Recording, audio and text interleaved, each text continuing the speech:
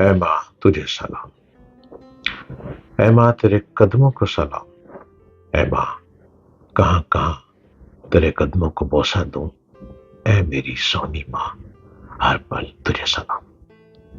Hello every بڈی، السلام علیکم، میں ڈاکٹر جلیل اسلم۔ آپ میرے چینل کو سبسکرائب کیجیے، ڈاکٹر جلیل اسلم آفیشیل، اور میں آپ کے ساتھ آج ممتا بھری داستان لے آیا ہوں۔ ماں کس کو عزیز نہیں ہوتی؟ شاید وہ بدقسمت لوگ ہیں کہ جن کی ماں ان کے پاس موجود ہے لیکن وہ اپنی ماں کو کچھ نہیں سمجھتے۔ وہ سمجھتے ہیں کہ بہت پیسہ کما لیا، بہت بلندی کو چھو گئے، شاید ہم ہی بہت کچھ ہیں، ہماری ماں نے کچھ نہیں کیا۔ اور اب تو اتنا ماڈرن زمانہ آ گیا ہے، جو لوگ اپنے آپ کو بڑا ایلیٹ کلاس اور ماڈرن سمجھتے ہیں، اب انہوں نے اپنی ماں کو اولڈ ہوم میں داخل کروانا شروع کر دیا، جیسے کسی ہاسپٹل میں داخل کروایا جاتا ہے۔ اب مائیں جب بوڑھی ہوتی ہیں تو ان کو اولڈ ہوم میں بھیج دیا جاتا ہے، باپ بوڑھا ہوتا ہے تو اس کو اولڈ ہوم میں بھیج دیا جاتا ہے، اس لیے کہ گھر کا ماحول ڈسٹرب ہوتا ہے، بچے ڈسٹرب ہوتے ہیں، اور چونکہ والدین بوڑھے ہو کے کوئی ایسا لفظ نہ بول دیں، ہم اپنے بچوں کو اپنے ماں باپ کے برے لفظوں سے بچاتے ہوئے ان کو اولڈ ہوم میں بھیج دیتے ہیں۔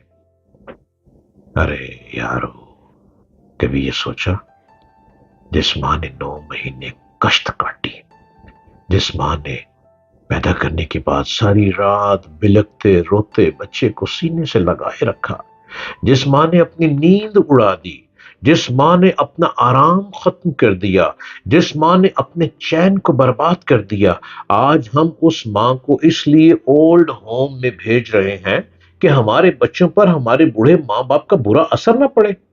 آف اپون مائی آنر، آپ کس طرف چل رہے ہیں؟ آپ اس بات کو ایلیٹ کلاس کہیں گے؟ آپ اس بات کو یہ کہیں کہ آپ بہت پیسے والے ہو گئے؟ آپ اس بات کو یہ سمجھیں گے کہ آپ بہت بلندی میں چلے گئے؟ آپ جیسا بدقسمت شخص ہی کوئی نہیں ہے۔ اگر ماں زندہ ہے یا باپ زندہ ہے اور آپ ان کو ان کی عزت نہیں دے پا رہے، ان کو ان کا احترام نہیں دے پا رہے، ان کو ان کے صحیح ادب و آداب سے ہٹ کر مل رہے ہیں، تو یاد رکھنا کل کو یہ کچھ آپ کے ساتھ بھی ہونے والا ہے۔ آج آپ اپنے ماں باپ کو، بوڑھے ماں باپ کو اولڈ ہوم میں داخل کروا دیں گے تو کل کو آپ کی باری بھی آنے والی ہے۔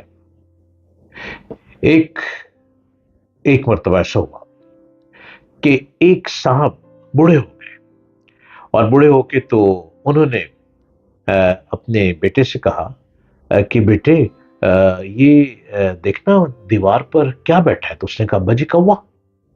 اس نے کہا اوکے۔ باپ نے دوبارہ پوچھا اپنے بیٹے سے، بیٹے دیکھنا دیوار پر کیا بیٹھا ہے؟ اس نے کہا کوا۔ باپ نے تیسری مرتبہ پوچھا بیٹے سے، بیٹے دیوار پر کیا بیٹھا ہے؟ اس نے کہا کوا۔ کو 8-10 دفعہ باپ نے پوچھا، اس نے کہا کوا۔ 11ویں دفعہ بیٹے نے کہا ابا جی کیا تماشا لگایا ہوا آپ نے، آپ کو اٹھا کر میں اولڈ ہوم میں نہ بھیجا ہوں، میرے بچے سب باتیں سن رہے ہیں، ان پہ بہت غلط اثر پڑ رہا ہے کہ آپ ایک بات بار بار پوچھ رہے ہیں، بار بار پوچھ رہے ہیں، وہ کوا ہی ہے اور وہ کیا ہے، آپ کو نظر نہیں آ رہا کہ وہ کوا ہے؟ باپ نے کہا رک جاؤ میرے پیارے بیٹے، میں اسی تمہاری چیخو پکار کے تو انتظار میں تھا کہ میں تمہاری اولاد کے سامنے تمہیں بتا سکوں۔ سن لو میری بات۔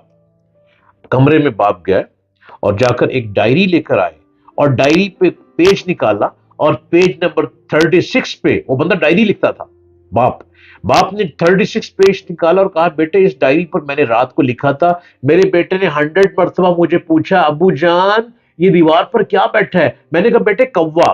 میرے بیٹے نے مجھے کہا ابا جان یہ کس رنگ کا ہے؟ میں نے کہا کالے رنگ کا۔ پھر میرے بیٹے نے پوچھا ابا جان کوا کیا کر رہا ہے؟ میں نے کہا دانا ڈھونڈ رہا ہے۔ پھر میرے بیٹے نے پوچھا ابا جان کوا اڑ کیوں نہیں رہا؟ میں نے کہا بیٹے وہ آپ کو دیکھ رہا ہے۔ پھر میرے بیٹے نے کہا ابا جان یہ کوا کب تک رہے گا؟ میں نے کہا بیٹے جب تک تم دیکھتے رہو گے۔ پھر بیٹے نے پوچھا ابا جان اس کوے کی سوچ کیا ہے؟ میں نے کہا میرے بیٹے جب تک تم پوچھتے رہو گے۔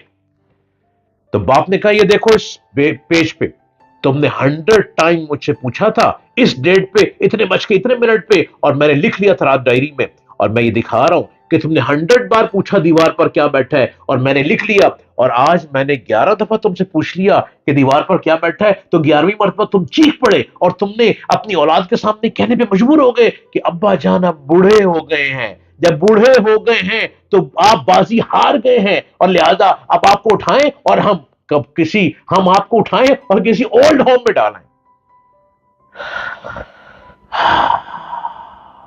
بیٹا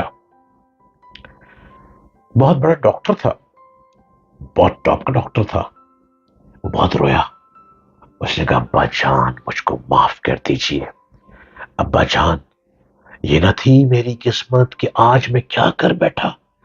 میں تو آپ کے پیر دھو دو پیوں، اور آپ نے تو سارا دن سائیکل پر ردی بیچ بیچ کر پیسے اکٹھے کر کر کے مجھے پڑھایا. ابا جان مجھے معاف کر دیں. باپ نے کہا بیٹے نہیں، تم نے آج اپنی اولاد کے سامنے جو میری بے عزتی کر دی، اب میں شاید تمہارے ساتھ نہ رہ سکوں، شاید تمہارے پاس نہ رہ سکوں، شاید میں اس گھر میں میرا دم گھٹے. بیٹے میں آج چلا جاؤں گا، لیکن میں تمہیں اس ڈائری کے صفحہ نمبر 36 پر تمہاری داستان سنانے لگا ہوں. یہ پڑھو. یہ تم جو جو پوچھتے تھے میں بار بار بتاتا تھا.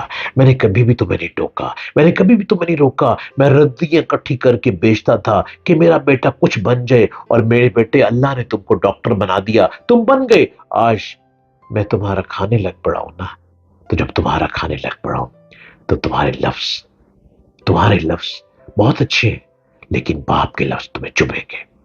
باپ نے اپنا بوریا بستر اٹھایا اور چل پڑا. بیٹا پیروں میں گر گیا.